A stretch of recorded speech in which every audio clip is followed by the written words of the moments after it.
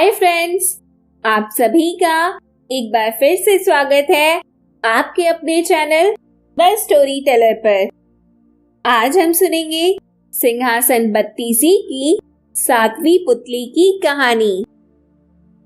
आज सिंहासन बत्तीसी पर बैठने का 7वां दिन था। जब राजा भोज सिंहासन बत्तीसी पर बैठने के लिए आगे बढ़े तो सिंहासन से 7वीं पुतली कौमुदी प्रकट हुई और उसने राजा भोज से कहा, राजन ठहरिए, पहले मेरी कथा तो सुन लीजिए। और इसके बाद 7वीं पुतली कौमुदी ने राजा भोज को महाराजा विक्रमादित्य के गुणों से संबंधित एक और कथा सुनाई। आगे बढ़ने से पहले फ्रेंड्स, प्लीज हमारे चैनल को सब्सक्राइब जरूर करें, बेल आइकन प्रेस करें और हाँ, वीडियो को लाइक और शेयर करना ना भूलें। 7वीं पुतली कौमुदी ने जो कथा राजा भोज को सुनाई वह इस प्रकार है। एक दिन राजा विक्रमादित्य अपने शयन कक्ष में सो रहे थे। अचानक उनकी नींद किसी के रोने की आवाज सुनकर टूट गई। उन्होंने ध्यान लगाकर सुना तो रोने की आवाज नदी की तरफ से आ रही थी और कोई स्त्री रोए जा रही थी। विक्रम की समझ में नहीं आया कि कौन सा दुख उनके राज्य में किसी स्त्री को इतनी रात गए बिलख बिलख कर रोने को विवश कर रहा है। उन्होंने तुरंत राज परिधान पहना और कमर में तलवार लटकाकर आवाज की दिशा में चल पड़े। क्षिप्रा नदी के तट पर आकर उन्हें पता चला कि वह आवाज नदी के दूसरे किनारे पर बसे जंगल से आ रही है। उन्होंने तुरंत नदी में छलांग लगा दी और तैरकर दूसरे किनारे पर पहुंचे। फिर चलते चलते उस जगह पहुंचे जहां से रोने की आवाज आ रही थी। उन्होंने देखा कि झाड़ियों में बैठी एक स्त्री रो रही है। उन्होंने उस स्त्री से रोने का कारण पूछा। स्त्री ने कहा कि वह कई लोगों को अपनी व्यथा सुना चुकी है, मगर कोई फायदा नहीं हुआ। राजा ने उसे विश्वास दिलाया कि वे उसकी मदद करने का हर संभव प्रयास करेंगे। तब स्त्री ने बताया कि वह एक चोर की पत्नी है और पकड़े जाने पर नगर कोतवाल ने उस चोर को वृक्ष पर उल्टा टंगवा दिया है।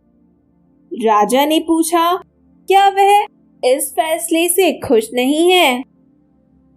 इस पर औरत ने कहा कि उसे फैसले पर कोई आपत्ति नहीं है, लेकिन वह अपने पति को भूखा प्यासा लटकता हुआ नहीं देख सकती, क्योंकि न्याय में इस बात की चर्चा नहीं है कि वह भूखा प्यासा रहे। इसलिए वह उसे भोजन और पानी देना चाहती है। विक्रम ने पूछा कि अब तक उसने ऐसा क्यों नहीं किया? इस पर वह औरत बोली कि उसका पति इतनी ऊंचाई पर टंगा हुआ है कि वह बगैर किसी की सहायता के उस तक नहीं पहुंच सकती और राजा के डर से कोई भी दंडित व्यक्ति की मदद करने को तैयार नहीं होता। तब विक्रम ने कहा कि वह उनके साथ चल सकती है। दरअसल वह औरत पिशाचिनी थी और वह लटकने वाला व्यक्ति उसका पति नहीं था। वह उसे राजा के कंधे पर चढ़कर खाना चाहती थी।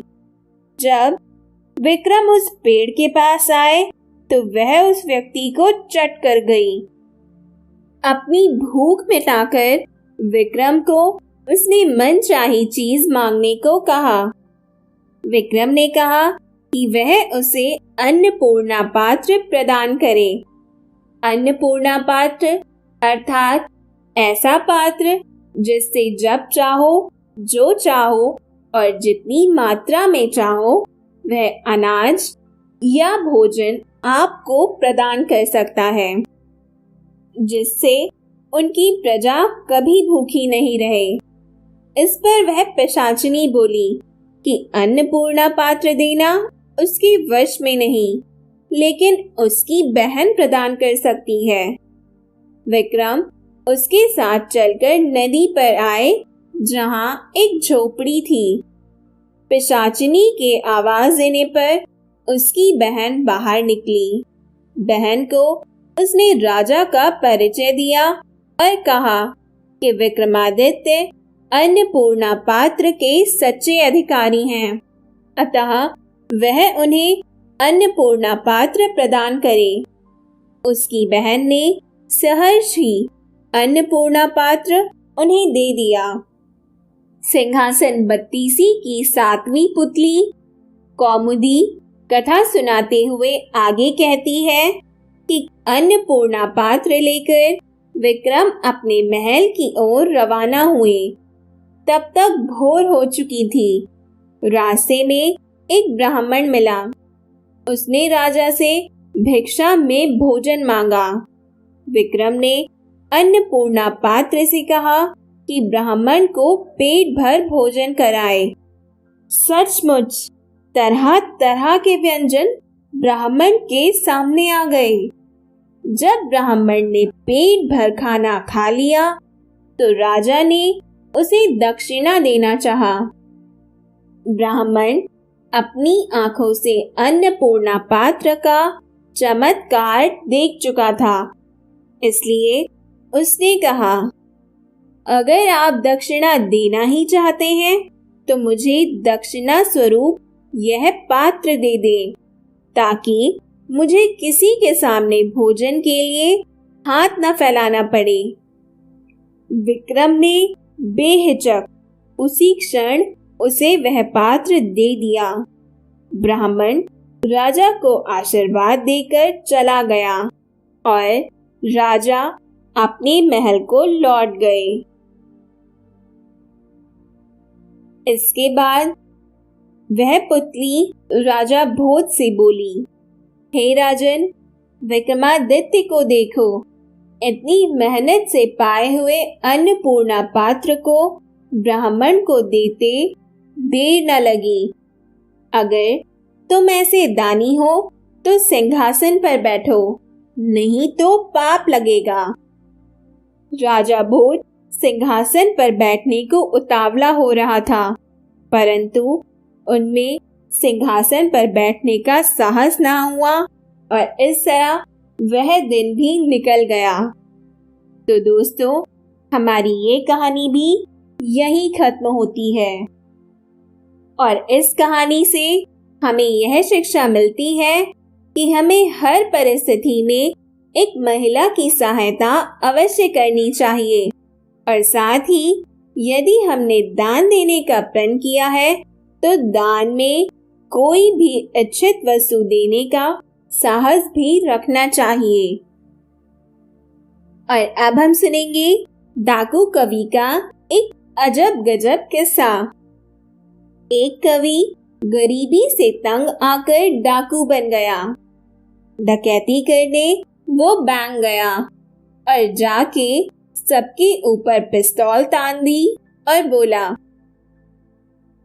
अर्ज किया है, तकदीर में जो है वो ही मिलेगा, तकदीर में जो है वो ही मिलेगा।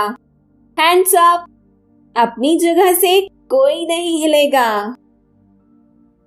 कैशियर के पास जाके कहता है, अपने कुछ ख्वाब मेरी आंखों से निकाल दो, अपने कुछ ख्वाब मेरी आंखों से निकाल दो। जो कुछ भी तुम्हारे पास है जल्दी से इस बैग में डाल दो। जब वो बैंक लूट चुका था तो जाते जाते बोल के जाता है, भुला दे मुझे, क्या जाता है तेरा, भुला दे मुझे, क्या जाता है तेरा।